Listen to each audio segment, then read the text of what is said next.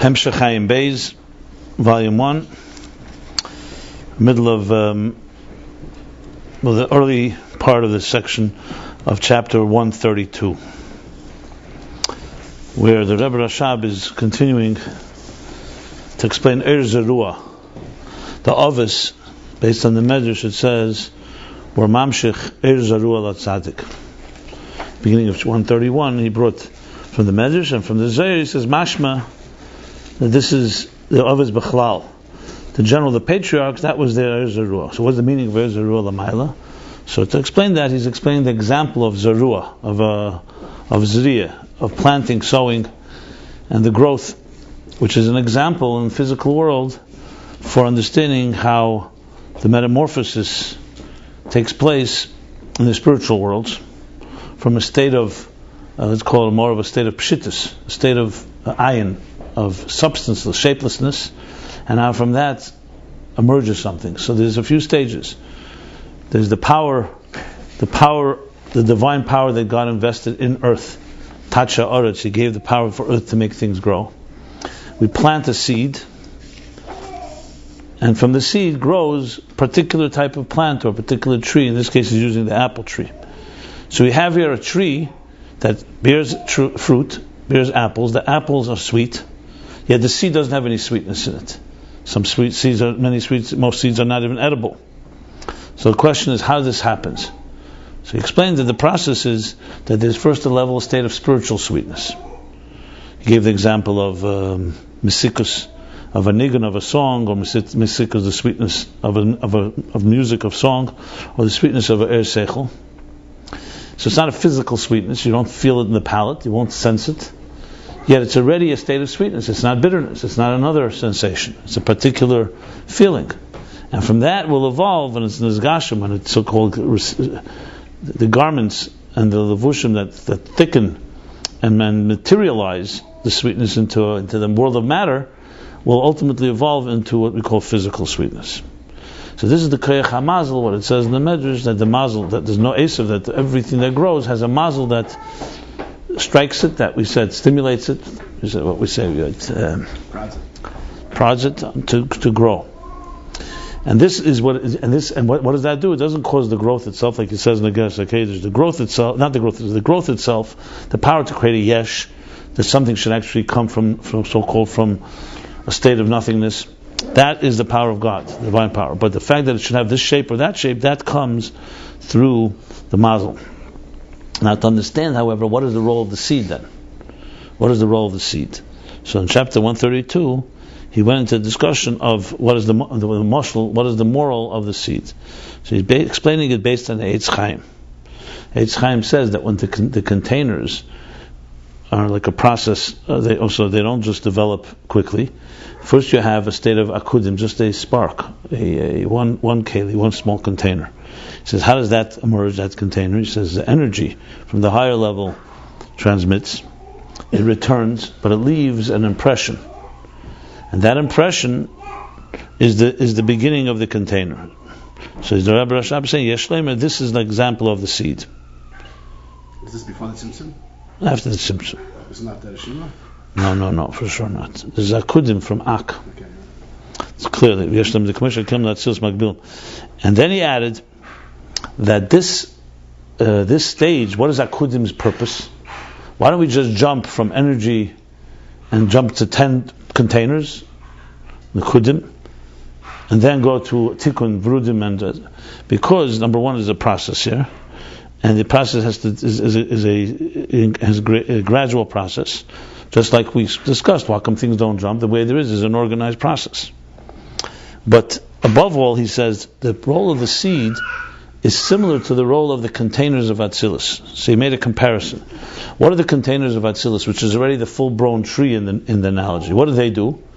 They are not limited on their own, because, like he said, there's spheres there, chesed, but chesed ain't sof this pashtusai. What does it do? The kelim of Atzilus control and regulate the flow outside of Atzilus. So anything that will be created afterwards will be of a finite nature. So he's making the comparison. The seed has the same role in the earlier stage of the process. The seed's role is to regulate the flow like he says that there should be Hamshacha B'Atzilus Yeh B'chinas Metzius. So the 10 hidden spheres, which is the example for the mazel, the sweetness on a spiritual level, that was the example. That's a state that's not yet in any form or shape. There's no containers there. It's just a conceptual chesed gvura, called spiritual sweetness. You can call it. I mean, obviously, the spheres are far higher. But the example is spiritual sweetness compared to the physical sweetness on the palate. So it's the chiyach haruchni, as you call it, the spiritual palate. So the 10 hidden spheres, that's in that state. How is that going to become 10 tangible spheres that you can taste, that have shape and form and structure in Atzilus? She says the seed is the middle place. What is the seed? The seed creates something of substance. The seed has a similarity to the tree. They both have matter. Yes, the seed is minuscule and the tree is large, but it's already a big jump from spiritual sweetness. We're no longer just dealing with a mazel. So we don't just have the power of God to create, and we don't just have the mazel, which is the spiritual source for this particular apple tree that's telling it to grow. It's manifest in a seed. So the seed is a small container that's going to develop. When it rots and deteriorates in the ground, it will become a tree. So the seed achieves a similar type of jump as the containers of Atzilus achieve. Now, why does he make this comparison? Why is it so important? We have to read on because that's where we're up to. But I'm assuming the reason he wants to say is because he wants to say the seed has like a paradox. On one hand, it's like bli gvul. On the other hand, it's gvul. On one hand, it's a physical seed. At the end of the day, it's something you can touch. Actually, you can't taste it, but you can touch it, and it has substance. On the other hand, all the powers of the tree, everything in it, is still there in a very ethereal way because you're not going to find physical sweetness in it. So it's like an in-between place. So the seed in its own contains all the power, but when it will emerge into a tree, it will ultimately define it as a metzius of a tree, existence of a tree. The same thing as Atzilus. What does Atzilus do? Atzilus is ready the tree now. Atzilus has chesed gvura, now tangible, physical taste. I don't want to say physical taste because it's not physical, but it has taste relative to the mazel. There's taste now. There's a identity. There's an identity of spheres. But what does it do? It creates its identity that on its own is unlimited. Like the seed is unlimited, relatively speaking. But as far as lower levels that come afterwards, that now Atzilus is already containing it. That it will regulate the flow afterwards. I mean, that's what he's saying here. Need more explanation why he's making the parallel. Why is it important to parallel the seed compared to 10 hidden spheres is similar to Atzilus compared to the seed, so to speak. But to Akudim, in other words. Because that's what he's basically doing. He's comparing Akudim, which is the seed, compared to the 10 hidden spheres, has a similarity. It does a certain function outside of itself, like Atzilus, like the Atzilus compared to the world of Biyah afterwards. But let's continue on. Maybe it'll become clear. So we're top of the fourth line on top of page 256. It's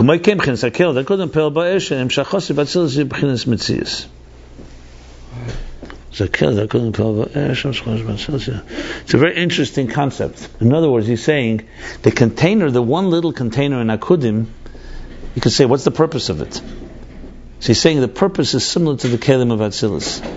If there was no one container, you would not be able to have outside of the seed a tree would never emerge with substance. So the seed, that's what the seed does. He's basically saying that it's a function that you don't really see its effect till afterwards. In other words, the function of the containers of Atzilus are not seen in Atzilus. Just like the function of your hand to limit the flow of letters is not seen until you write. But it has the power to do so. So it's the Keach HaMagbil.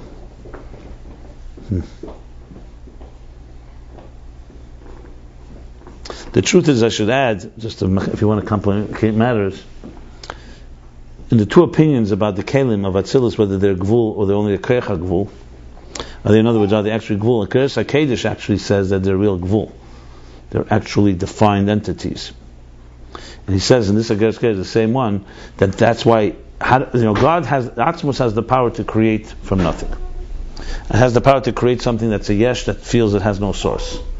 But how does it actually take on individual shape? Why is a tree and an animal an animal?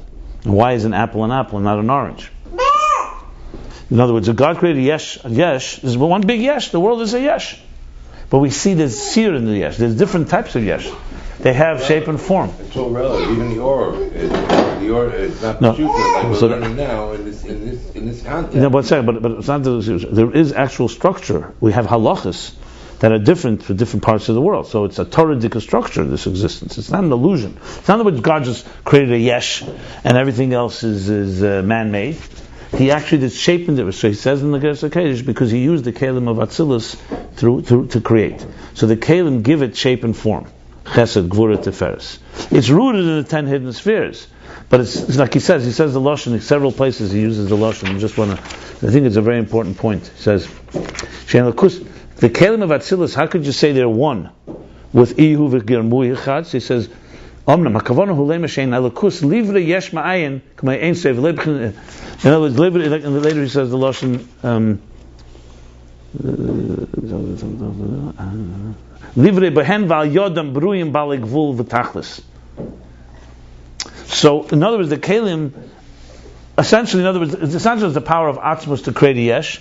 He took that power and turned it into instruments that would create distinctions in the world in which we live. Why am I mentioning this? Okay, the beginning of the process is Akudim. Fine. Yeah. So basically, the 10 hidden spheres, the Tesla sphere segment, they are the first place where God envisions what He wants. The Tzimtzum conceals the infinite light and allows the potential containers to emerge, the letters. But that still won't emerge until Akudim. Akudim, it'll become the first seed will emerge, a seed, and that seed will develop and become a full-blown tree in Atzilus. It's called a seed because it has a keli, just like the... Right, exactly. It's actually a very beautiful picture here. In other words, first the structure of existence begins before the container, begins before the Tzimtzum and God envisioning the 10 hidden spheres. But there it's energy. It's all air. And in air there's already a structure. There's also the root of the containers because there's a Keyach HaGvul. But there it's completely the power of the identity of Chesed. There's no actual Chesed. The Tzimtzum creates the room, creates the platform where it could all begin to emerge. Because all this is very nice, but if you have air and stuff filling up all of existence, there's no seeds, nothing's going to emerge. So he creates a type of like vacuum. Then the kav begins to emerge. That's like the kav amida that starts carrying the energy. And the first place it begins with a seed in Akudim, a seed that comes out of the eris of Ak, of Adam Kadmon. It is interesting that the Rishima here is very reminiscent of the Rishima before, but it's for sure not that Rishima. It's as clear as day. Michael. I'm thinking, because the first Rishima, the one that after the Tzimtzum, that just left the power of letters. It's not really, you can't call it a Kalim yet.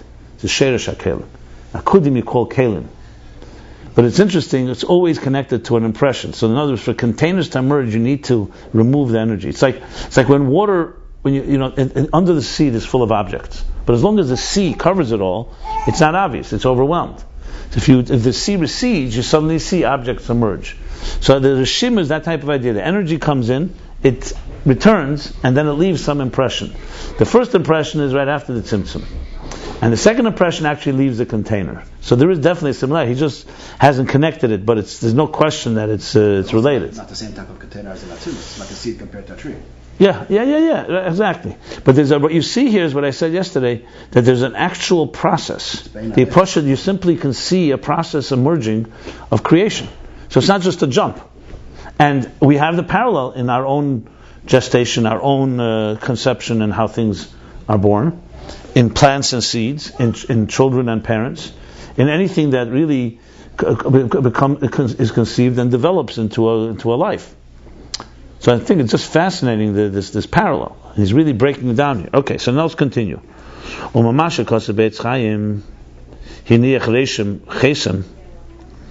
what it says in Eitz Chaim, remember we read the Eitz Chaim, that after the energy flowed, it returned to its source, but it left a reishim chesem. That was the expression. Reishim, which means impression, and chesem means a seal. So in other words, it's like, think of it like this. Think of an energy that flowed in. It didn't just leave a reishim, it actually made a mark, like a seal, but then it removed. And all you have now is the mark that it left, the scar, so to speak. So you do have a reishim and a chesem. So he's going to explain what that is. Yesh leimer, shakel dakudim macha shenikra b'shem reishim. Yet we can say that the container of the akudim, being that it's called the name of reishim and impression, has a magbil yesim mekelim datzilis. That means the hefesh between akudim and right, exactly. It's way more than the which is obvious because the seed is already close. Yeah, but very interesting. Has a magbil yesim mekelim datzilis. You have to say it confines and limits the flow even more than the containers of Atzilus. He just compared the two. He said the containers of Atzilus stop the flow, regulate the flow from going outside of Atzilus. In other words, so in itself it is Ein Sof, Lispashtuse, it extends infinitely, Chesed, but after Biyah, and Biyah will not extend, it stops it. And the same thing is, what does the Keli of Akudim do? Is a seed that essentially allows substance to emerge. He said Mitzias.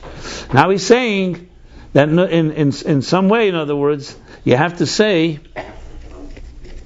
what's the proof from the word Reishim? He's enjoying this year. What's the proof from the word? I understand the seichel, but he's bringing it to say because it's called an impression. It's like the yeah, but why does Reishim make it mean more keli? What is the reishim? Because it's only a reishim, it's only an impression. Okay, let me see. Let's read on. But he's definitely saying that, and I'm trying to understand. I understand the logic that a seed is closer to a tree than it is to the mesikus, the sweetness in the mazel. I think reishim, you don't have an actual object, you just have like a reishim. So it's being it's not showing you the whole picture. Yeah, but on the other hand, reishim could mean that it's very little. Right. So it should be, why is it more than kelim of Atzilus? You can't see what it is. So why is it more than the container of it? Because it's blocking more. I would say the opposite. Reishim is only an impression. You're saying it's like a big thing, a reishim. No, I'm saying it's only an impression that you don't see an actual. It's being magda so much that you only see a reishim.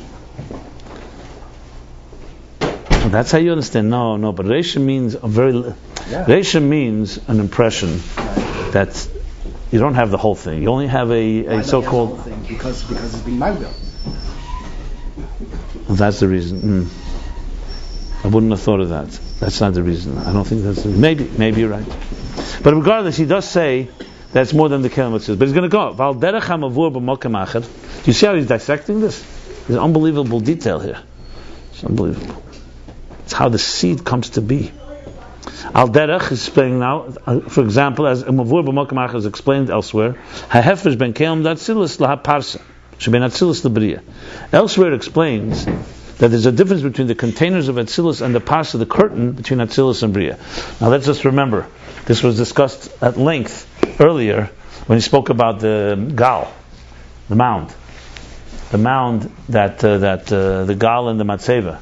That Yaakov wanted a matzeva, a marker, and Lavan wanted a gal. So he explained that that's the parsa.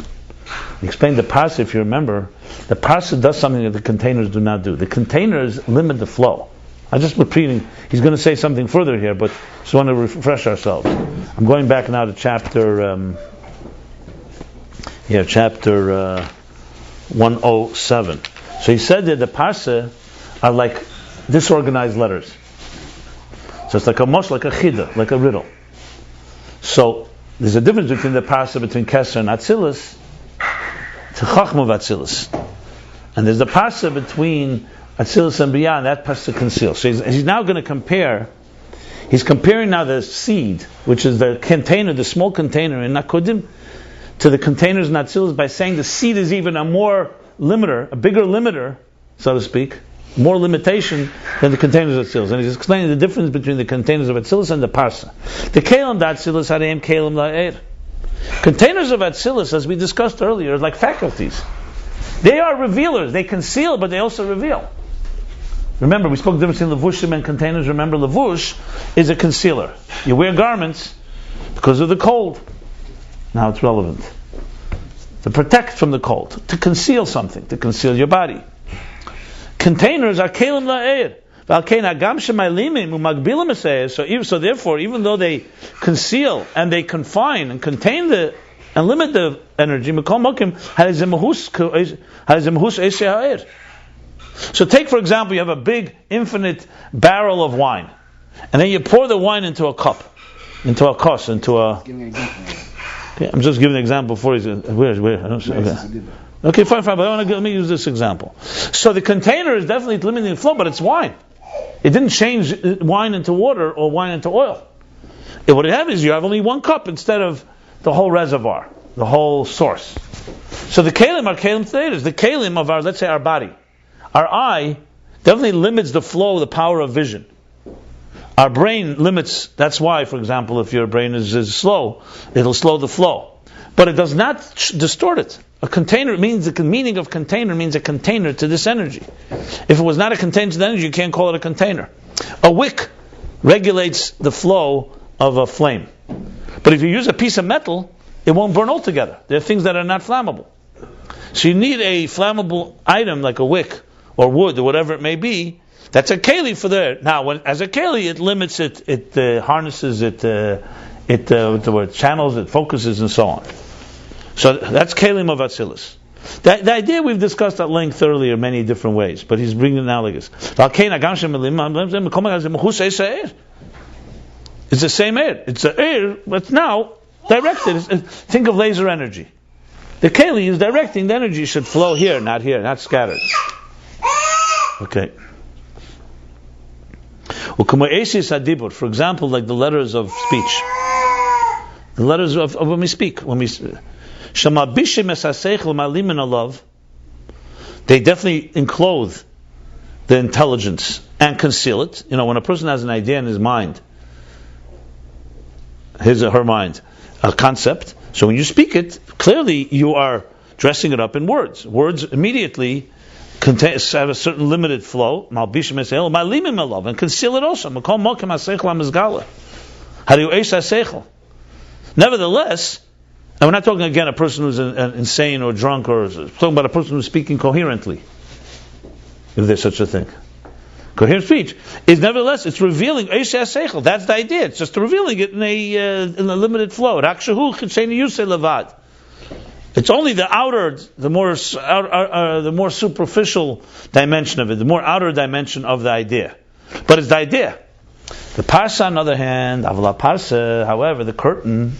The curtain is not a container for energy. A curtain is a veil. A curtain is a garment.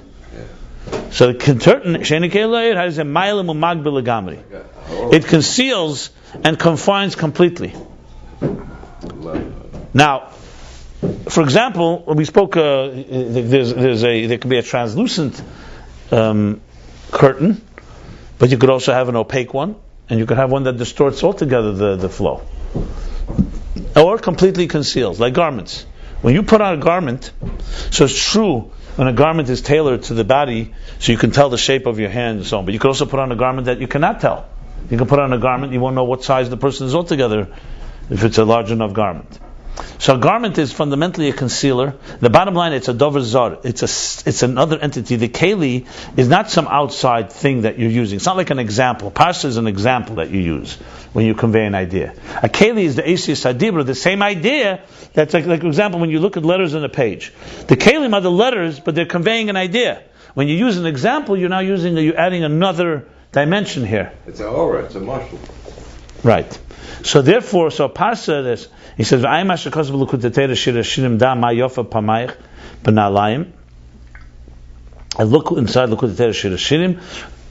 and the pasuk Mayofa Pamayich number 9 is talking about the nalayim, the shoes. Ukameshin is boy. The limits, the sandal. Yeah. Ukameshin is boy. They'll pay the kuvav, the one. Yeah, like we learned earlier, chapter 106. 106, where he talks exactly about that. He speaks about Mayofa Pamayich. Well, no, that's that without the parsa you would not have. Without the levush, you would not have been able, Malchus would not be able to create. So you need a parsa that's a real concealer.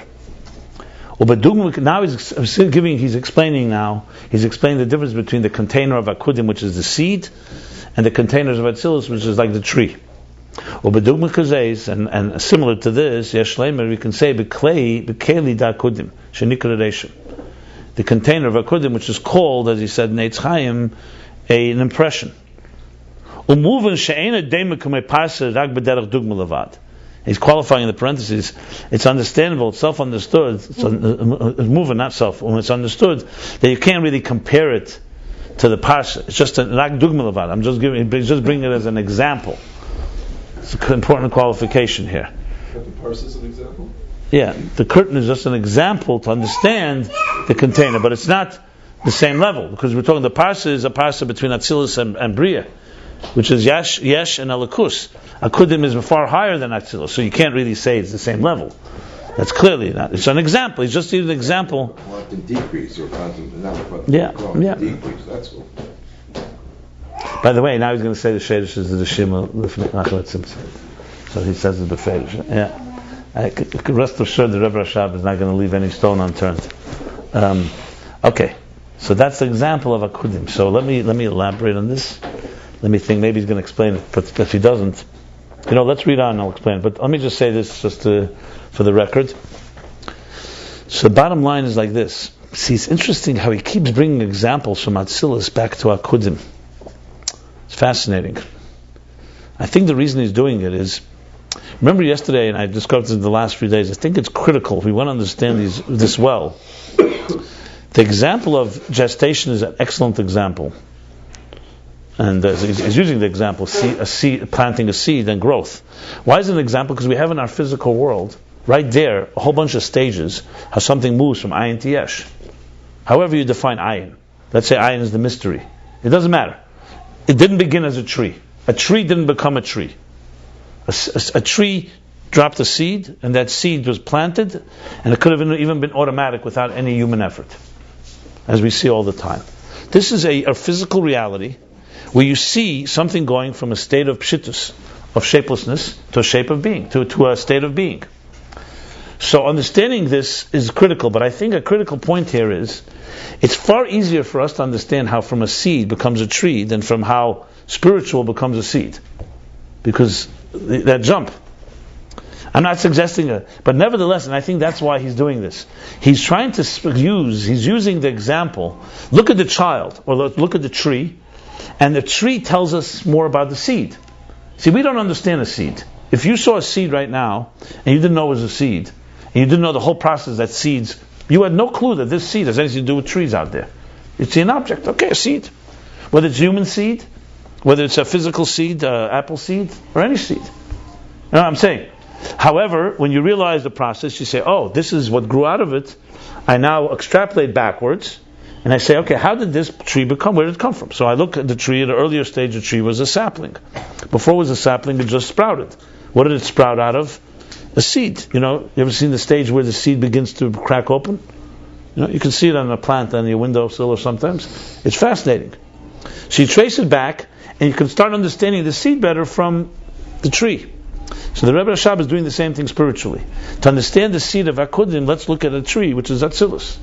So Atzilus has, number one, it's a container that limits the flow outside of itself. So we learn from that the seed also limits the flow and allows for substance to emerge. And the second thing we learn from Atzilus is that there's a pasha. After Atzilus is a curtain. And that teaches us about the seed. The seed is like a curtain. Essentially, that is what caused it to be something new. Because the step before Akudim, there was no container altogether. How did a container come? So some type of, like a parsa came into play. Some type of other force essentially told spiritual sweetness, now we're going to start becoming materialized. That's how I understand the example here. So it's very interesting how he's doing this. He's looking at a lower level and bringing it back to the seed. So you have to say the seed also goes through these stages. It would be fascinating to see how, what do we call them, botanists? Understand the whole process of growth. But according to what you said, the parsa is after the tree, whereas the parsa is before the seed.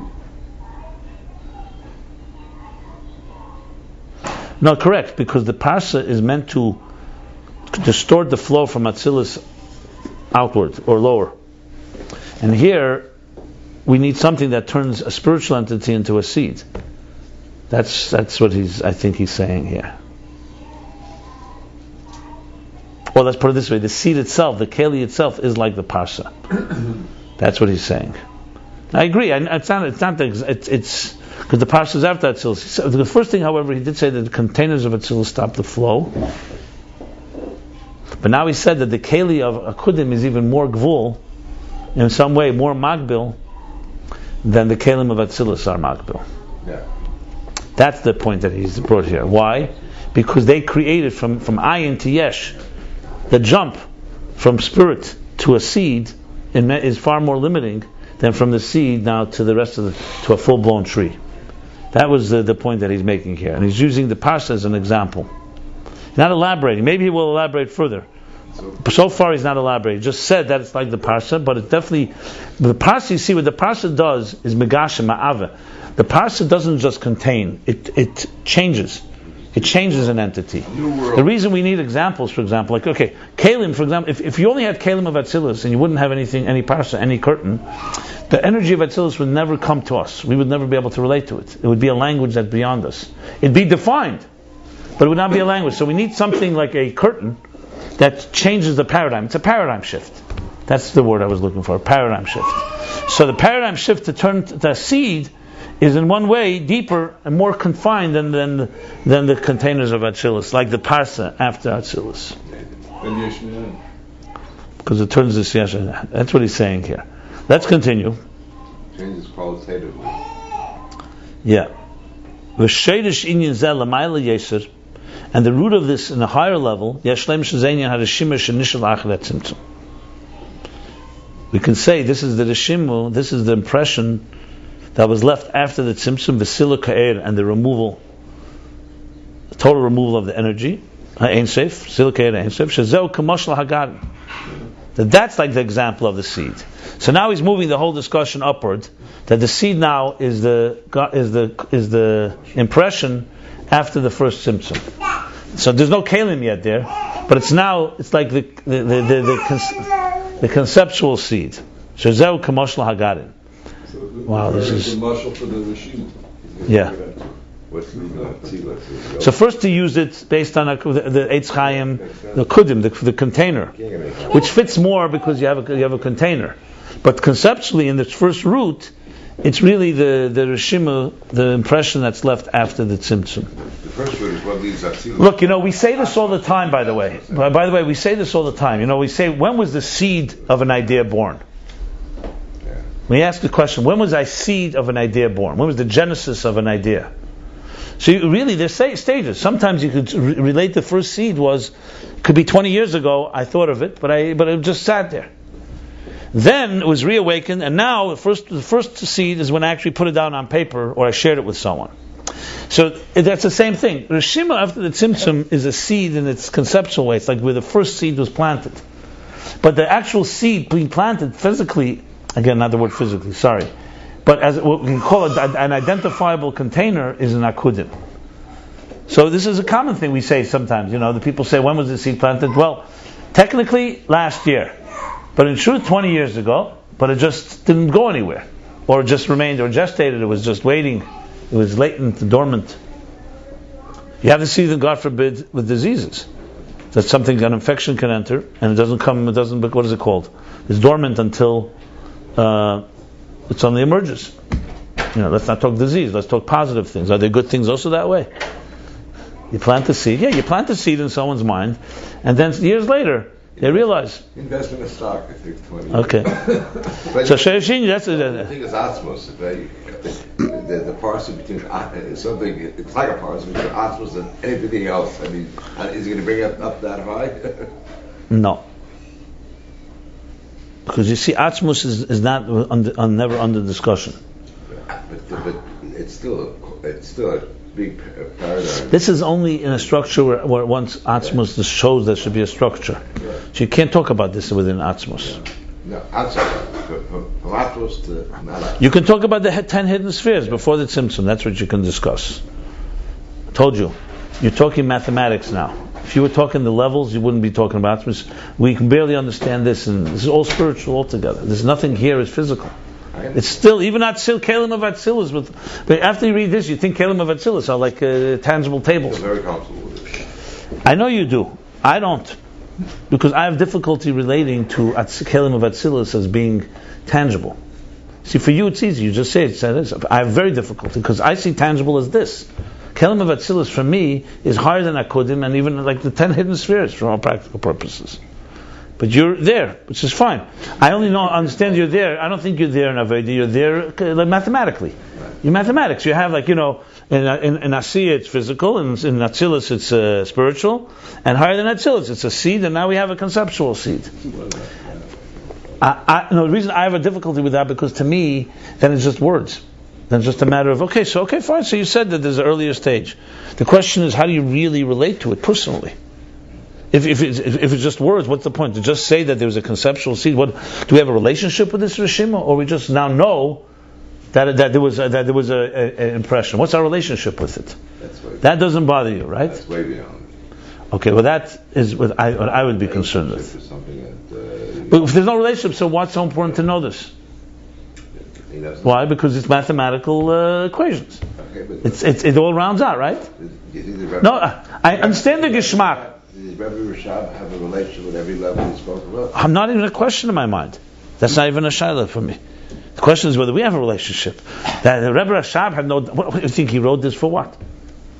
There's not mathematics. You see, what you're enjoying is the eloquence of a picture that's pieces coming together, like the puzzles coming together. I understand that pleasure, but there's more than that. I'm just trying to point out that's better than not understanding. I agree, because at least you have the picture. But if you really want to understand, the real challenge is understanding the levels and how they apply to our lives.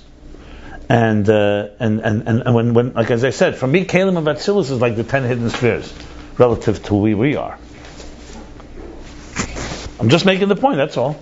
Fine, I know we're staying for the record and we're learning on. I'm not going to stop learning this but I'm just pointing out that to me the real challenge would be, how do I explain to myself the level of refinement if I'm in the state of Kalim of Atzilus, to the level of refinement of Kalim of Akudim, and the level of refinement of the Kali now, the guardian, the seed that he's calling the first Rishima.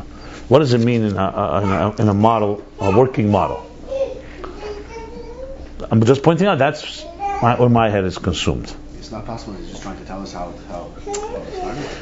So that would be like the mitzvah of Yediyas Hashem. I understand. No. I didn't say it's meaningless. Don't get me wrong. It's like learning Yagul Teira V'Yada. You learn a Gemara, even if there's no halachic application, you learn God's Teira. There is this concept. But so I'm not. Of course, it's better learning this than learning Shtusim. I'm just saying to you, I think there's a lot more that we should be shooting for. That's all. There's actual relationship. Right. I understand what you're saying.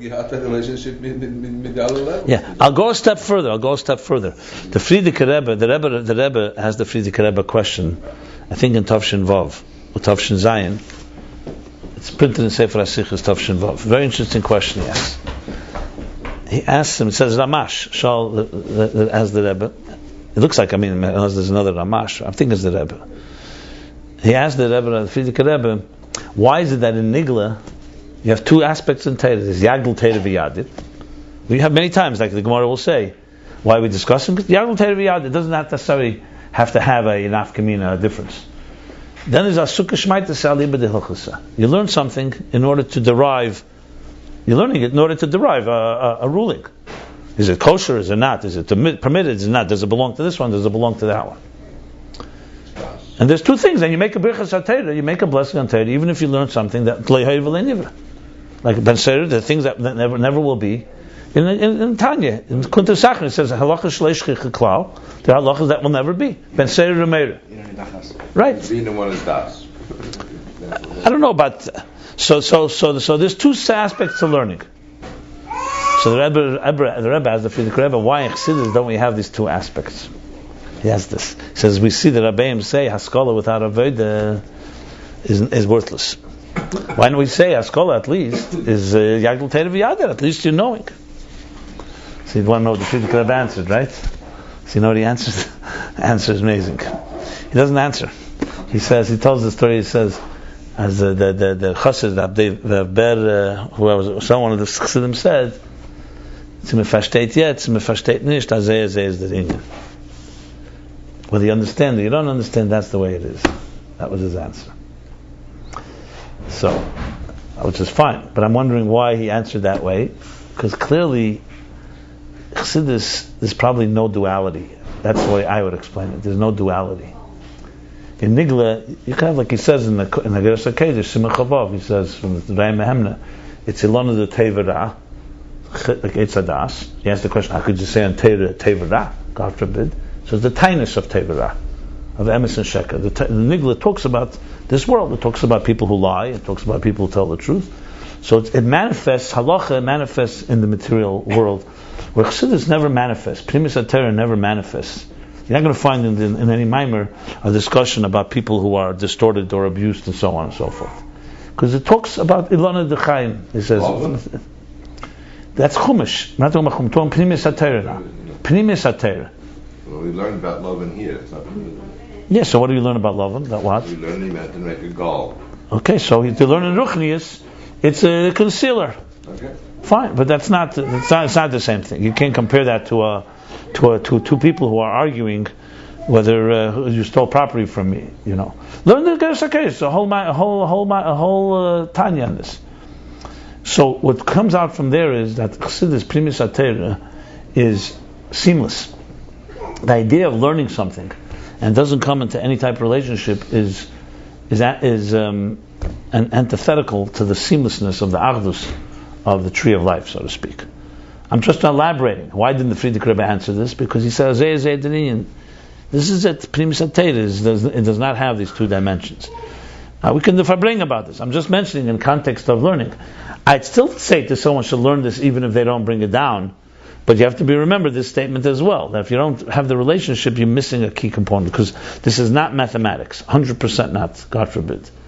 Mathematical is very nice. I love mathematics. I love geometry and algebra and trigonometry and calculus. I studied this, so I know what math is. This can be very mathematical, but math has no connection to Veda. Math is just understanding the eloquence of the universe. It's poetry. Math is beautiful. You know, you understand structure, you understand order, things are logical, rigorously logical. You see here, this is rigorously logical. He's going through every step. I'm just suggesting that I'm saying definitely that there's another dimension that, to me, that's the biggest challenge. Explain the difference between Kalim of Atzilus and Kalim of Akudim and Kalim of the Rishima that we're saying. What is the difference? Really the difference. I know there's the difference between the seed and the tree. I got all that. I'm talking about it in personal application. That's all I'm adding. But aren't you saying that you begin with mathematics, then you come to the relationship, and you have to have studies, or that has studies? No, for sure. Because if you don't understand, you can't even talk about it. Like I'll give you an example where application would work. If we were sitting now and talking, let's say we were having a one-on-one conversation, and you find somebody who's gone through life, very difficult challenges in life. Okay, their tree has been scarred. But you know that a tree began with a seed, and the seed, Tomorrow's Tu B'Shvat. Okay, so this fits here. Yeah, and a seed, you know, there's a seed, and you know the seed has a source of the seed, like we're saying now. So I could see developing a model where you'd say to somebody, maybe on the tree level, in other words, the way your tree is standing is distorted because you went through certain experiences in life, pain or loss or whatever. But if we can go to the seed level and we can re-engineer something there, or we can fix something, it will repair your life, the rest of it. See, that to me would be an application of a difference between so-called the Kalim of Atzilus. If you change something in Kalim of Atzilus, all you're doing is really changing the outer engineering, so to speak. If you want to get into the inner engineering, you got to go to the level of Akudim, and if that doesn't work, you got to go to the Rishim. I'm not even saying how. I'm just saying this to me is the way you go, and you really can see a real nafkamina. For example, tshuva. What's tshuva? When a person, it says Adam Yashar Helach, a person goes on the straight path and lives a life more or less according to Torah, healthy life, so on. I mean, everybody wavers and everybody makes their mistakes, but more or less. But then some people. And I'm talking now, let's say, I'm not getting to the reasons why, whether it's a tinik shenishba, which is not even the category of a tshuva, frankly. But whatever, somebody that did not have the opportunity, or made major mistakes, or something happened that he went off the path, and he got damaged. And a lot has been, years and years. Rabbi Akiva even. I'm not saying Rabbi Akiva is not really about tshuva, because Rabbi Akiva doesn't say anywhere that he went off the path. He never had the opportunity. He was a Ben Gerim, or whatever the reason is. But the bottom line is he didn't have 40 years of learning. He didn't go to yeshiva. So where does a person like that access the ability to become a Rabbi Akiva? The answer is his neshama has deeper resources. And yes, regularly you can't necessarily access them, but because he had deep desire and a deep passion, he was able to dig into the seed of his soul and bring out a tree that's greater than any other tree that ever grew. Even those tzaddikim that were born with all the wisdom and were great Talmid Chacham. So what does tshuva really do? Tshuva goes back into the engineering room, to the seed level, and draws out new powers that are enable you both repair and actually create new realities that you would never been able to create on the regular so-called. Once you see a tree is a tree. What are you going to do? The tree is a distorted tree. But if you go back to the seed level, you can actually, it's like going back to the source. And you're rewriting the code in a way. Rewrite the source. Yeah. Not really rewrite, you're rewriting the levels that will turn. That's where I could see you have a whole map. You go below where the floor was. Yeah. Anyway, let's continue on. This is not what he's saying here. This is what the Rebbe Rashab expects us to do with what he's saying here. That's what I believe. Not even a question in my mind. If we don't do some type of application, then it becomes something that is a nice concept. That's all it is. We have a relationship already with Atzmos. We say Moda on there. I mean, there's certain relationships we have, but to understand. But you see, a relationship with Atzmos does not refine human beings. Refining human beings, you say, God is in the details. If someone will say, let's say, comes Rosh Hashanah, Leilanos or whatever, I'm going to be a better person. Can you tell me somebody that's become a better person? My son wants to. But if you said, I'm going to stop a habit that I'm doing, yesterday I did it, and tomorrow I will not do it, it's all in the details. To make a statement that everything, that it's all beautiful, that's meaningless. It all comes down to the details. So Atzmos is very nice, but Atzmos, you will not have it will not transform your personal life. Because your personal life is down to details, your habits, your routines, how you do things, what do you gravitate to, your comfort zones, your flaws. The whole works. It's a whole pasha. Now Atzmos informs it all. On the contrary, you can glean power from Atzmos and let it seep through you and then transform your life. But I would. Anyone says to me, I got so inspired and my life changed, I always like to see what will be tomorrow and the next day. It's all nice. I've seen it. I myself have been there. We stood in front of the Rebbe. We all had epiphanies. The question is, epiphany relatively easy. Its maintenance contracts are far more expensive than inspirational ones. You want to see a person the next day. Not what's the kiddush? What do we say? What you want? You don't look. The Rebbe says in all the sichos about Tishrei. What? Don't tell us the details. I don't need to hear. I don't want to be blamed for your yuridis. I told you should have taken chassidus. A lot more boring. No, the week I was not here, what you should have done. I thought you would be running. I thought you'd be running in the streets of Manhattan and saying, "Do you know what we have? Ayin Beis." Oh, you didn't do that. Fine, I understand. You're getting spoiled here. Right. Look, what I'm trying to say is like this: that's only the Rebbe says in every sikha. It's not what happens in Tishrei. It's what happens after the Yaakov Hol Chodake. It's always the case. It's after everybody goes home, the party is over. The sad moment is when the players pack up their bags and everybody left the auditorium. That's when life begins. Not when everybody's yelling. Not when everybody's cheering and screaming. I remember I used to sometimes wait after Farbrengen. It was very powerful Farbrengens. And then, after Chazor or whatever, I'd sometimes go to 770, where like an hour before, and nobody was there. And I would stand there and I'd say, look at this world. Here was a moment, 2 hours ago, people would change their lives of what happened. And now the place is quiet, the lights are out. Like going to places where historical events happen, and then you see the so-called indifference almost. So it's not so simple. This world is a very the Tzimtzum Arishan is alive and kicking. Let's put it this way. Very, very powerful. And you have to acknowledge that. If you don't give the Tzimtzum Arishan its respect, it will come to bite you big time. So, you need to know that the Tzimtzum Rishon is always working, 24/7. Even while we're learning all this, because it conceals, even, that's why Aveda is the key, because the only thing that fights the Tzimtzum is not the mind. You have to be able to relationship. With no relationship, the Tzimtzum takes over. Why do you think a person can learn all this and still be a grubby young? Well, how's it possible? Let's say someone really understands this and you won't see one drop of refinement in them. How is it possible? Because the Tzimtzum Rishon does its magic. And that's it. God is very wise. You created this Gevura. You can learn it. You can understand it. You know the classic story they say in the healing world. They talk about the Prince of Darkness. You can call it the Yetzer Hara if you want. The Prince of Darkness.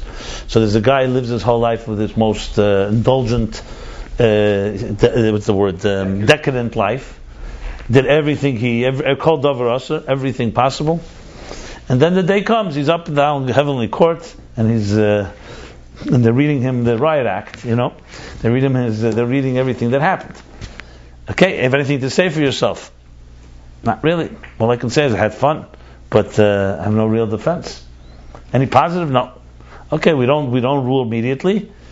We'll deliberate. The heavenly court deliberates, and he meanwhile waits out in the celestial waiting room, right? In the celestial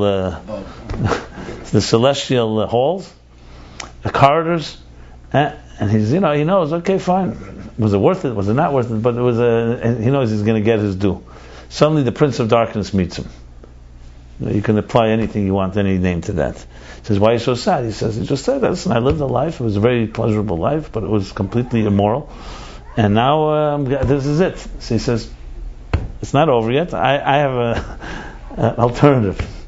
We'll make a deal. For your soul, you give me your soul, and I'll send you back down to earth. And you can redo it." So the guy was not stupid. He said, "Yeah, but I'm going to go back down to earth. I won't remember our conversation. You have to give me my memory that I should remember everything that I did and the consequences and our conversation. Then we have a deal." So the Prince of Darkness says, "No problem. Guaranteed." They sign an agreement. The Prince of Darkness knew something. This that little guy. So he goes back down to earth, and he knows everything. He has it all in front of him. And the memory is intact. He remembers the deal, everything, and he does everything exactly the same way again. That's how it is. This is human beings. This is what they in healing seminars. Some of them they begin with this. Until you don't recognize the power of this, because it sounds insane, right? How can you? You just know that you destroyed your life, and you know the consequences. You're given a second chance. How is it possible you're going to do it again? Well, we all got to look at ourselves. I don't know about you, but I'm guilty of this many times over. How is that possible? My only way, when I learned the first time Tzimtzum Rishon, I said, very simple. I felt I could sleep at night after that. I blamed it all on the Tzimtzum. Not that helps us, but at least I knew there's a culprit. There's a quiet, silent, a sinister force that just continuously keeps us stalks you. And completely conceals. And that's even when you see. I'm not talking about if you don't see, you don't see. I'm talking even if you see, don't get overconfident, because it will come back, and that's how it is. Now, listen. But you know something. Yediyas Hamachla, knowing the problem is have the cure. If you understand, when you learn the Tzimtzum Rishon and its full intensity, it actually helps free you, because you realize the power. Once you know this invisible power is there, that can help actually weaken it. But if you think that you're more powerful and you're so inspired that nothing can stop you, I guarantee you, people that have those feelings, the bigger they are, the greater they fall. I think by now we all know that. No, I'm just saying it. So it would be good. Maybe if we were doing this, if this was a university course, I'd make a requirement. Everyone should write a long essay about how the Tzimtzum impacts your life. That would be quite racy, right? So just the title. They had. I remember when Clinton was president, they kept saying, "It's the economy, stupid," or whatever. Why he's winning. So I wrote an article. It's the Tzimtzum, stupid. You want to really find the root of it all. That's where it is. Tzimtzum Rishon. God pulled a big one there. Oh, was that a good one? Complete masquerade. I thought it was the parsha of Yitzhak. Look, listen. Tell me something. We all know there's a hand and a glove. You may not see the hand, but there's a hand and a glove. But imagine that you think the glove is the hand and the hand is the glove. That's a pretty good, I would say, pretty good sleight of hand there, right? That everything's inside out. That you think that the Elokus is not real, and materialism is real. This is to achieve something like that. You need to be either very wicked or very godly. That's the world. That's the world is. I mean, that's the whole point. That's why they say that Tzimtzum can only come from an Atzmos that's not bound by light. Who else could conceal himself like that? Well, even the decadent Voltaire said that what did he say? That God is the biggest comedian whose audience forgot to laugh. You know, he like pulled off a thing. You know, You don't even know that they're at the show. exactly. To me, this resonates deeply. The Tzimtzum is a major revelation, actually, for all its concealment. It reveals the power of. Because once you know that God created an agnostic universe, it solves so many issues. You know, why is it obvious that if a book dictates that there's an author, why doesn't this world dictate there's a God? And you have to answer to this God. And you see that none of us, just even though logical is there, doesn't mean we suddenly are perfect human beings. It doesn't work that way. They have to see there's something that is some type of invisible veil that just, the Ruch Shtus, what we learn in Beis Lagani, Ein Adam Avera, there's a Ruch Shtus, and that's it. It's insanity. It has to be insanity. It doesn't make any sense. I mean, I understand we're selfish and we just give in, but it's such a reality. And people who learn it and so on, you have to say that God put something there that just distorts us. It's like you could see the truth and not necessarily act on it. So anyway, so go now back to but remember the Tzimtzum Arishan, it was not airtight, it left at a shimo, which is where we're going.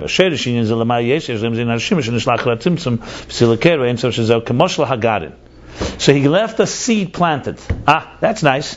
So after the whole Tzimtzum, all the concealment, don't think it's airtight. There is a seed in there somewhere. You know, like they say about the royal optimist. The little country boy comes to a barn filled with manure till the ceiling, and he says, there must be a pony in here somewhere. So there must be in this Tzimtzum, there must be a seed in here somewhere. I don't know if this example is appropriate for Beis, but okay.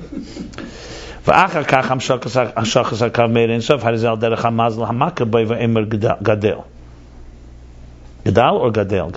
Gadal. And afterwards comes the Kav from the infinite light before the Tzimtzum, and that's like the Mazel. Oh wow. That's like the Mazel, that spiritual source, Hamaka, that stimulates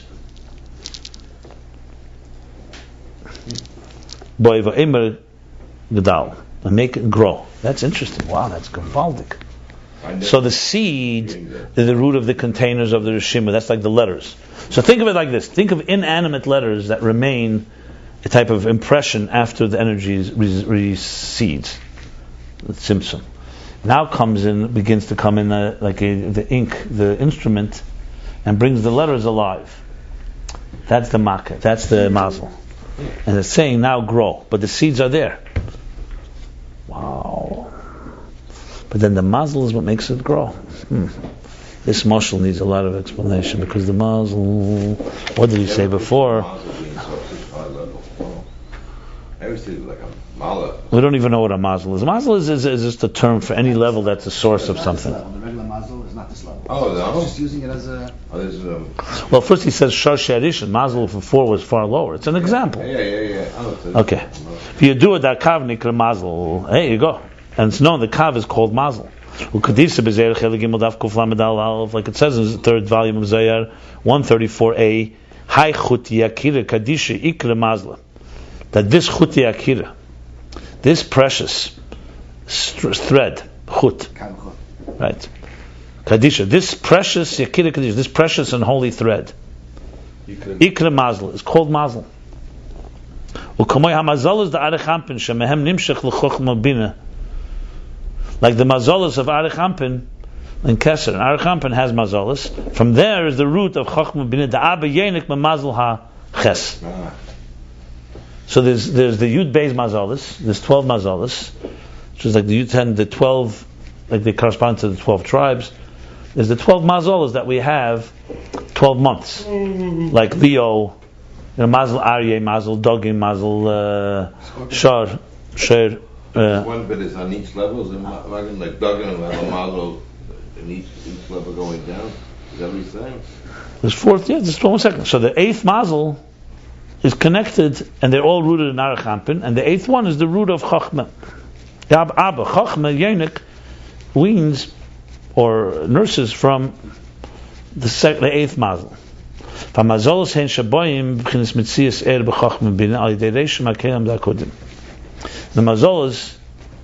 shaboim, they come into a mitzias air, they're already now tangible identity of energy, through the reshim, through the impression of the containers of akudim.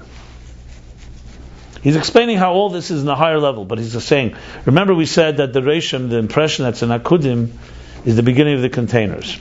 So he speaks about that when he's speaking about Chacham Batzilus? Chacham bin is of Atzilus for sure. So it goes like this. So on the lower level you have like this. The energy flows in, it returns and leaves an impression. That's the beginning of the containers of Akudim. 1 second. Then comes Mazolis. That's energy. He says Eiris. And that stimulates the container.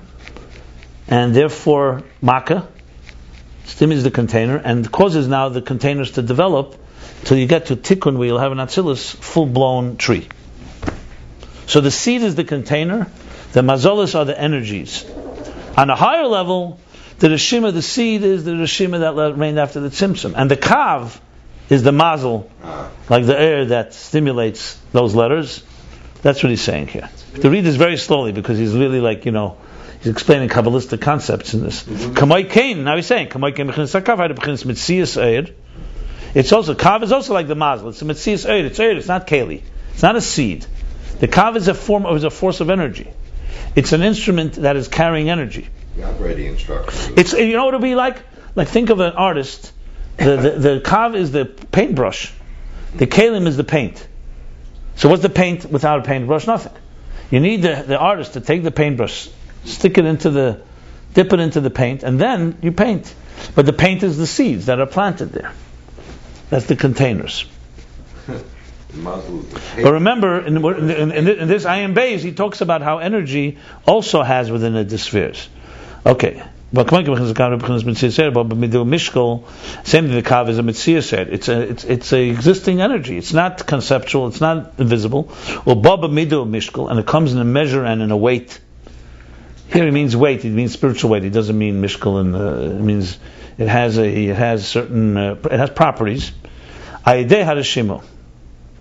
So the Rishima causes this, or it expresses itself? Well, if we think of this, what would be a paintbrush without colors? What would be the mazel without seeds? You'd have a mazel saying things should grow, but you have nothing to define the type of growth it should have. So it's the letters of the Rishima that define the words that we're going to use. Baruch Atah. But to come alive as ideas, you need the energy to flow through it and say, okay, this is the idea. Now we use the letters and it emerges. Okay. It's an interaction. Think of it like a chemical interaction between, you have I'm always looking for the word. There's an excellent word for it. Maybe someone knows it. In chemistry, you have the idea, you have ingredients in a test tube. But the ingredients can be extremely volatile and very powerful. But until you don't put in what they call a catalyst, you can just sit there and do nothing. Is that the word catalyst? Is that the catalyst? So that's it. So catalyst is like the air here. It's the catalyst. The makkah, the mazel is the air that's a catalyst, but it's not just working in a vacuum. It's working with. I'm not sure if that's accurate because we're saying in the Masikas, those changes become the physical part of the physical Metzius. It goes from the Ruchnis Metzius to the physical Metzius. Well, that's a good question, but right now that is what he's saying. Before you're correct, he did say that the sweetness comes from the mazel. Because there's a spiritual, because I told you the air also has in its spheres. That's why. But the bottom line is the tangibleness, the tangible element of an apple tree, an apple seed, the tangible sweetness, not the sweetness part of it, the tangible element that it should be physical, it should be something that you can touch. That comes from the seed. That's why he's saying that's why there is a seed. That's the containers. Containers create tangible identities. Energy has power and it has maybe sweet power, but if you had the energy without the container, the sweetness would never emerge. Bottom line, it would remain spiritual. That's what he's saying. That's what he said earlier. So it works very well. The whole point of this chapter is to explain what is the seed in the example. We already know what the mazel does. What is the role of the seed? The role of the seed is to give it mitzias. We learned this earlier also. Containers create mitzias, and the really is the identity. But the identity does not emerge unless you have, like Shammai and Hillel, unless there was a Shammai and Hillel hearing the ideas from their teacher Shmai Vav Tayin, Chesed and Gvura would remain too amorphous. So energy on its own remains a spiritual state. Is the container that gives it a substance that you can begin to really discuss. Like I said earlier, God could decide He wants to send the soul down. But the way He created the world, if a husband and wife do not create a seed for the soul to have a container, it has nowhere to rest. The soul will just doesn't have a place to rest in this world. And it's the soul that is the personality. It's not the body. But the seed is playing a critical role, like he's saying here. So the seed is either on a lower level the keli of akudim, or higher he's saying it's now the rishima, and the kav is the catalyst. Let's continue. Maybe he may say something more with the sweetness. Maybe he'll go back to it.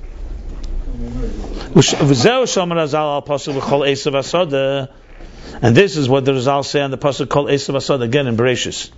Amdu d'shayim al pesach harakiya, a karka. Sorry, that the growths, the shayim, the sprouts, the vegetation. Yomdu rose on the pesach hakarka. They emerged from they broke the crust of the earth. Basically, that's what it means. What is the meaning behind this? So he says, Yashleim Eshu'in Arishimu. Say, this is the Rishimu. This is the impression. How does that work with this Maimer Chazal? Let's get this straight. It says, Amdu D'Shem Pesach HaKarka V'Osu Kal V'Chemer Ba'atzman. That's the end of the Maimer Chazal. But he's not bringing that. No, it's a different thing. Rashi brings this. Right. But Rashi brings the Osu Kal V'Chemer also. That's different. That's a different. That they shouldn't be. They should be eitz kamine. Eitz min. Yeah, right. But what is Rashi's? Oh, yeah, right. But Amdu Shema Pesach Karka. That's that they waited for the rain to come. And then when the rain came, then it came out. The Eid Yalamin. 1 second. Okay, so Amdu Shema Pesach Karka. So he's saying Pesach Karka is like after the Tzimtzum, the Shoyim, which is the seeds essentially. We're waiting. Okay. We're waiting. That's the Shimu, the impression. And from there came the Kav. Okay, got it. Yeah. If there was only rain, for example, and there was no seeds in the earth, nothing would happen. So seeds of the earth are what's planted. That's the Shimu. And from then emerges the Kav in a form of Mitzia Ser. Now he's going back to that. That's Er Zerua. So the highest level, Er Zerua, is the kav that is catalyzed, is stimulating the seeds. It's actually affecting something else. Yeah. Like he said before, it's a zriyah. Or it changes. Hold on a second. Er Zerua. So it's like an implanted energy. No, because before he said Er Zerua was what? Was also the air. 1 second. Then It's interesting. Different in Chef and Or. Or actually changed to become something that's different in the change. K'mekener is that's the Swiss and K'meir Zerua Shabbat Baksham L'Gabe Mekere Yatzunikar B'Shem Eira Chachim. Okay, fine. Yeah. What he said earlier was that the kelim of Atzilus, in the kelim of Atzilus, the air in Atzilus manifests in the containers, and that's Er Zerua, because it's planted in there. Yeah, it's planted in there. What he added now is the container element in order to explain the seed.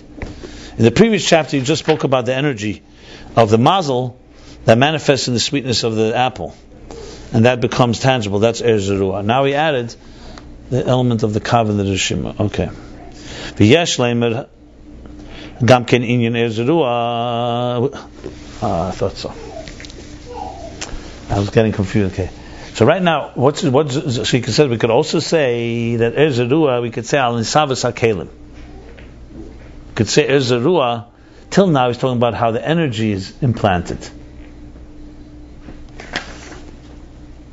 Hold on. Yeah. Mazel is energy. It has spiritual sweetness, and that implants itself in and becomes the sweetness in the apple. That's not tzilis. Now he's saying, you could say Zerua goes on the containers, on the seed, in other words. That this is, for example, like the creation, the bringing into being of a muhusa pri, an actual fruit that comes from the power of growth within earth.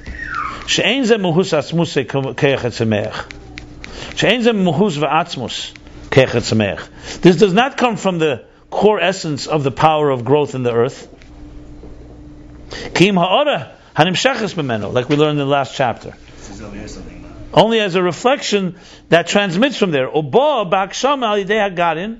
And that becomes materialized through the seed, hanizra, the planted seed, ad shenas is pri, till it becomes a pri, a fruit. Let me continue reading and I'll explain it. Same thing as the way the containers of Atzilus come from the containers of Ak. I know we said Ak doesn't have containers, but he means the root of the containers there. Look in Hemshech Rosh Hashanah. In Adam Kiyeh, he talks about this.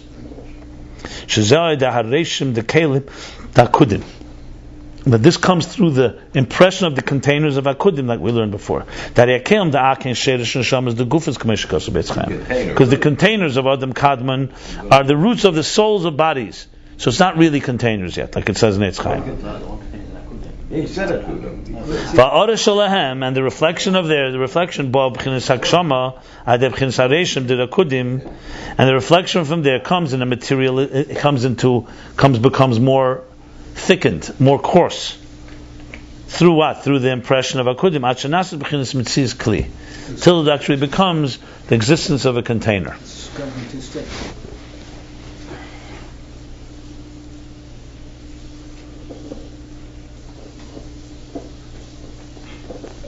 Okay. Let's just be very careful here to explain this right.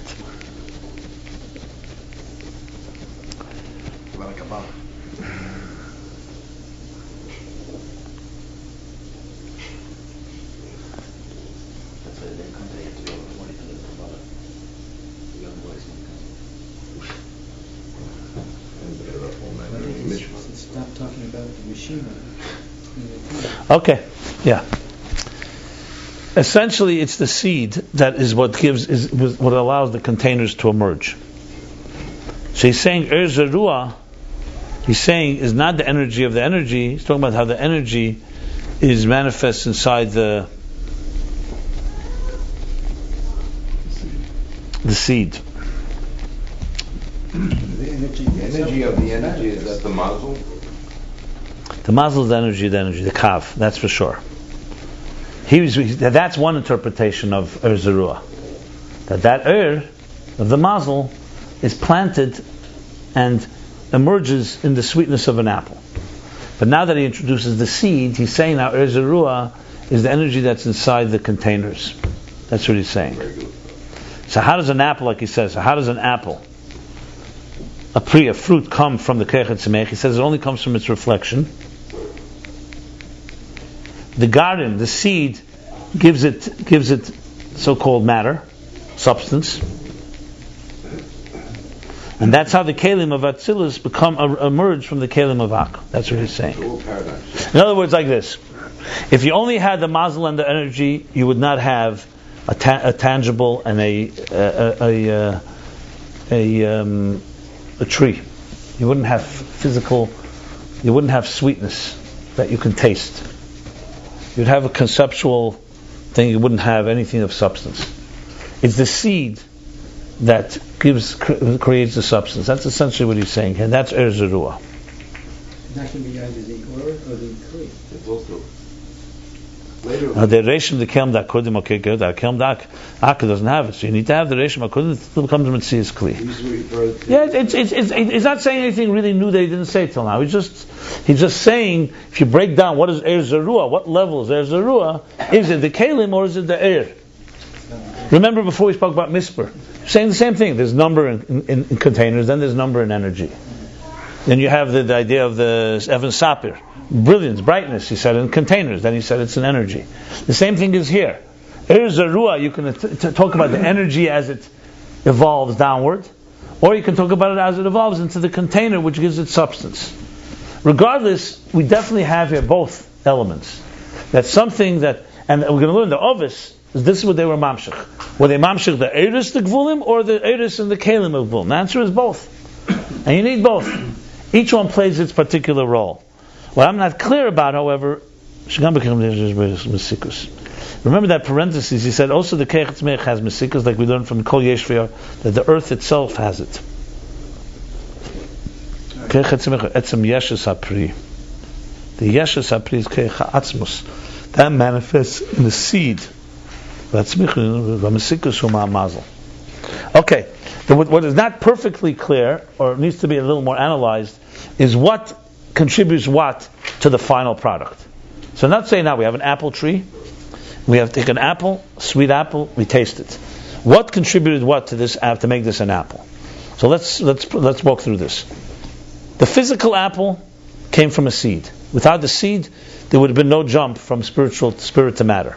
Okay, so the seed. Where does the seed come from? The Reshim. The Reshim is a impression from energy. Once it receded, whether it's in Kalim of Akudim, whether it's the Rishim or the first Rishim, that begins the process of allowing a seed to be there. But now you need a mazel. You need energy to make it happen. So the actual physical apple comes from the seed with the power of Atzmus, obviously, to create. But now what about the properties of the apple? That it's sweet and not bitter. So that came from the mazel. That comes from the energy. So, but the paradox is that the energy cannot do its job without the seed, because it will remain spiritual sweetness. So it's the seed that gives it the physical levush, megashim, ma'ave, it thickens it. Yeah, it's a very beautiful analogy, because it works like this. In other words, we say by a human being, we say there are three partners. God gives the soul. The father gives the bones and the calcium, etc. The mother the blood and the flesh, etc. So clearly the parents give the physical body. The soul is up to God, because without that you don't have. So, but the soul without the body has all the personality. The personality of a human being is in the soul, not in the body. And yet it has to travel through the personality of the parents. It's their genetic makeup. So what you have here is, it's really coming from your soul's personality, but it comes alive through the seed.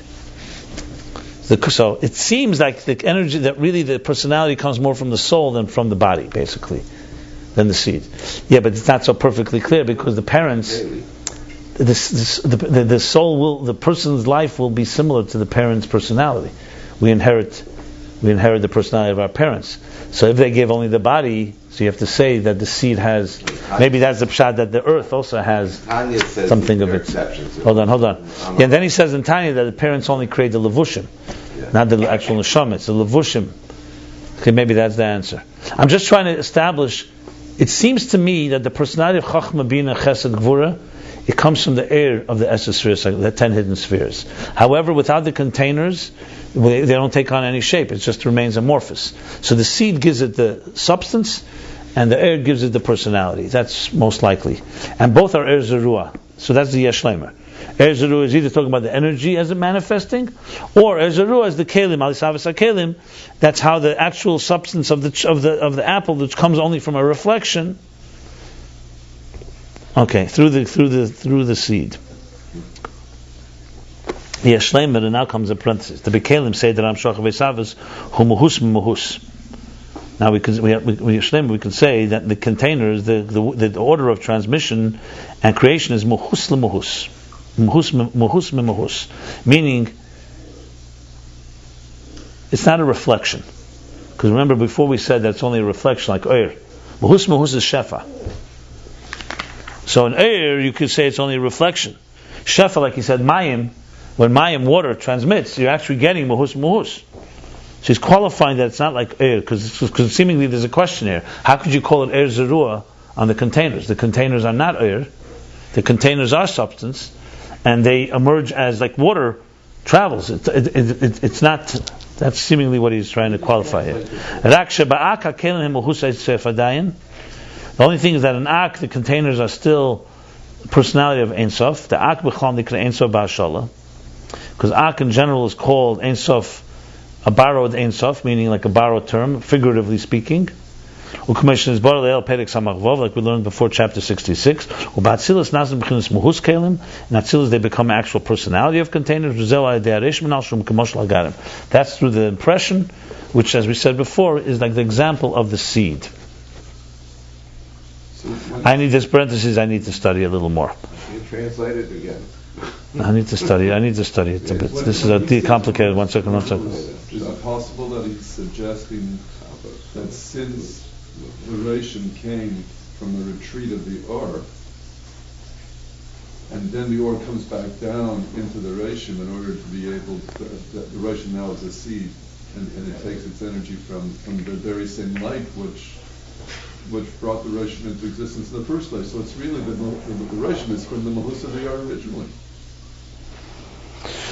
Correct. So how does that change anything? So that's what you're saying is good even without this parentheses. I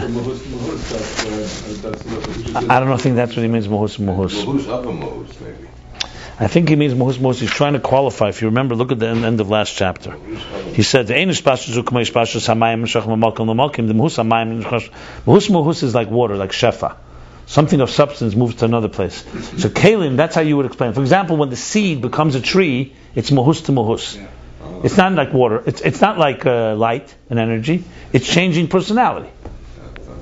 That's what he's saying. Mahus means a change of personality. Doesn't change personality. All it does is gets diminished. So Zerua seemingly fits more to energy than to containers. But he's qualifying and saying that in Ak, the containers behave like basically, is what he's saying. Isn't that the Hiddish or Zerua that it does change its moods? I'm sorry? Isn't that the Hiddish or Zerua that it does change its moods? Does not change its moods. When it comes or Zerua, when it comes to take some substance? When it comes Zerua, through the garden. The end of the last chapter discusses this. One second. I know, that's why it seems that it has some personalities on both sides of the... Okay, not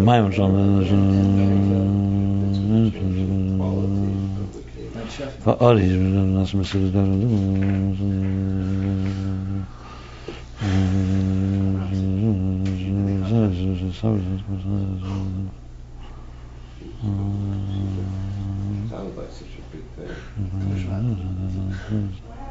Yeah, in the end of the last chapter, he said that the energy becomes materialized and thickened, and that's the Erzerua, that becomes that the mazel, the sweetness, spiritual sweetness, becomes material sweetness.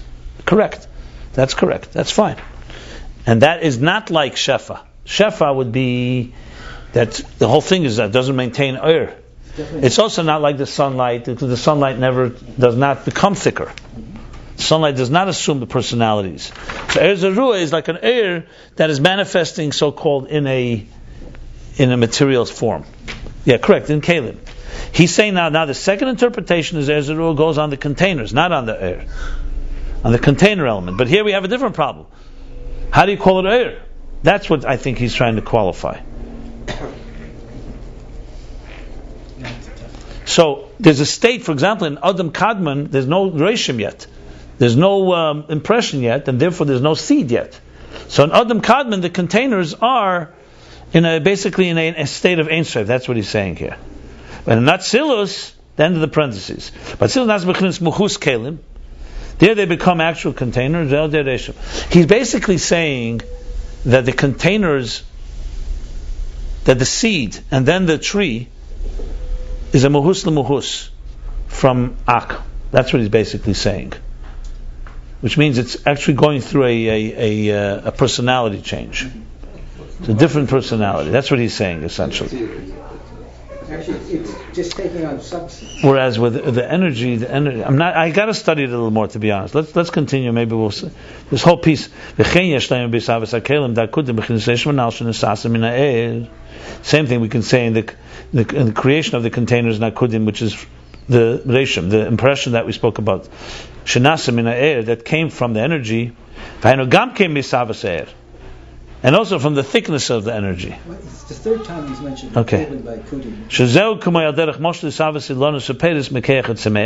This is like, for an example, of the emergence, the creation of trees and fruits from the power of the power of growth in the earth. That's not through planting. Let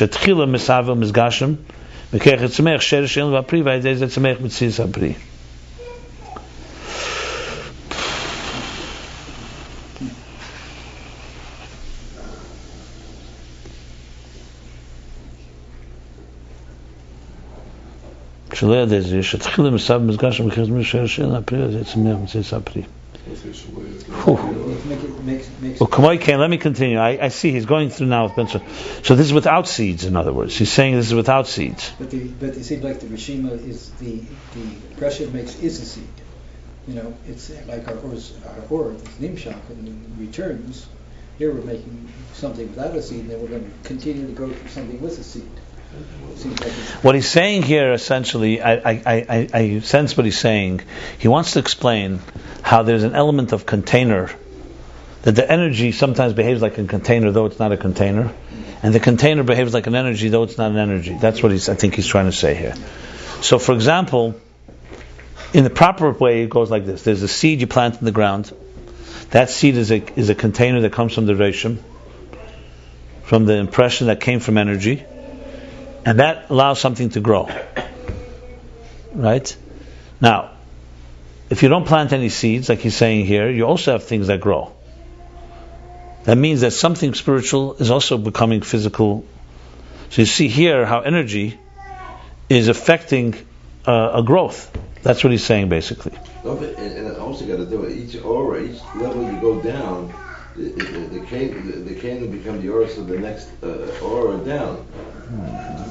Or reflect the next, reflected in the next or down.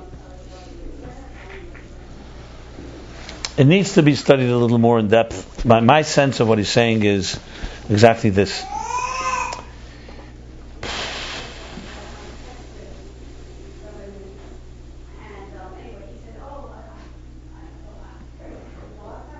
Maybe you should just finish the last 3 4 lines and then you can talk about it.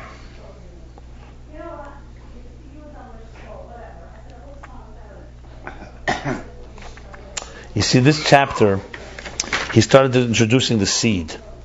What was missing? Because we didn't have the seed discussion till this chapter.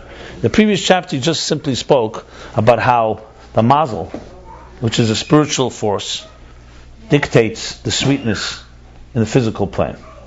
Right? So what's a mazel? Mazel is spiritual sweetness, the concept of sweetness, intellectual sweetness, a song, whatever. Ethereal sweetness. That evolves, and that's Eir Zerua. So Eir, which is the mazel, Zerua, when it's planted, it emerges and takes on Hashem. That's an example for Atzilus, that the spheres of Atzilus, as they come from the spheres of the 10 hidden spheres. That's another seed? There's no discussion of a seed here. Because here it's just simply the process of how Eir, in its ethereal state of the 10 hidden spheres, travels through Chochmah Da'ak and Chochmah of Akudim. There's less Machshavat Tfisa Be'klal, he's completely beyond. But then there's Chakim B'lei B'Chochmah Yediyah, which is already a Chochmah that's higher than Atzilus. How does that come into Atzilus? That's like the mazel, spiritual mazel, enters into a physical plane. So the spiritual palate, the physical palate. There's no seed. However, there's a major issue here, which is the containers. We learned earlier that the energy does not begin to really become full-fledged energy, defined chesed gvura, until it enters a container. The answer is that's the example, that's the seed. So if you only had the 10 hidden spheres, and you didn't have a Reshim that created a container in Akudim, or higher in the Rishima, what you'd have is just a flow of energy, would never really become manifest in a tangible identity called chesed, gvura, and so on. It would remain essentially spiritual sweetness. It would become maybe more diminished, but it'd still be energy. The seed adds the substance. That's essentially what he added in this chapter. What it seems like he's doing here at the end, he's just tying it all together. He's tying it all together and saying that they really both They both contribute to each other. Because now how does this work now? Is it the kalim that create the apple in Atzilus, or is it the air? So he's saying both. It's the air that is the driving force. That's for sure. The kav, the mazel, right? But the kav needs to have the letters of the Rishimu to work with. It needs for it to be a catalyst. It has to. What is it? Awakening. So it uses the containers, beginning with Atzilus. So two things happen. The containers are a result of an impression of the energy, and in turn they contribute to the energy and make it come alive as a seed. Will make come alive the mazel in earth. That's what he's essentially saying. The thing is, the way he's saying it is like, but that's essentially where he's going here. You can see it from the words. I'm just trying to read it smoothly. It's not as smooth as I would like it to be, but that's simply because we're a little too magushim. But and I don't want to address the parentheses with the muhus. That's a whole story. I got to study that a little more, understand. So let's just go back again. Same thing in the emergence of the containers in Akudim, which is the impression of shenasim in ha'er. So where does this impression come from? From the energy. So the energy has to. In other words, you need two things for this to happen in a logical way. You need the energy to make it happen. You need the energy to get diminished in the process. But then you need the seed. You need the container to make it come to a tangible reality. That's essentially what he's saying here. So if you had the blessing of God that earth should make things grow, you need a seed that it should manifest in. That's what he's saying here.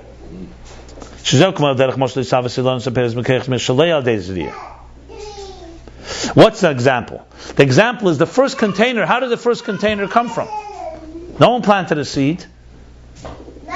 So that's the growth of trees and fruit that came from the Keich Tzemeach, Shalei Dezri, meaning it came from the power of air.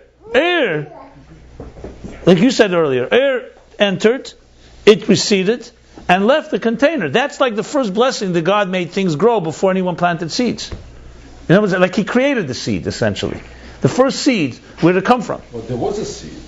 Where was there a seed? There was no ration. There was, after the receding, after the light went back. No, but the seed emerged because the light went back. Right. And light left an impression. Right. So the power of the divine power pull it back and it leaves a seed. It left an impression on what? At the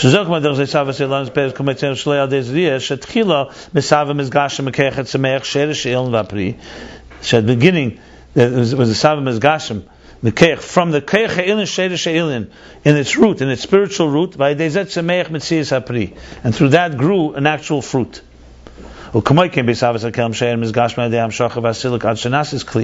Same thing as the containers emerged through the air, becoming coarser.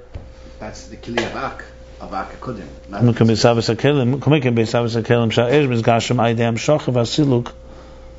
Until Amshacha, it went drawn, then it was removed, receded. Achanas is clear till it became a container. Yeah. Or in the root of the Rishima. Yeah, either way. The kolza in a pale shum shini ba'amokar klal, and all this does not create any change in the source. Like we see when a fruit grows out of the earth, it doesn't change anything in the power of growth. The power of growth of earth doesn't become weaker and lesser because a tree grew out. Why? Because because it can grow without end, because like we said, it's an air. It's air zerua. Like for example, the thought of a person that comes from the power of thought in the nefesh. When a person thinks, it's not like your machine gets weaker and your hard drive gets filled, because it doesn't cause any weakness. It doesn't diminish anything in the thought of it, because you can think thoughts forever. The same thing is in the creation of containers, that they do not cause any change and any diminishment, God forbid. That's in the higher levels. That's what Erzerua. Wow. Let's read the summary. Kitzur.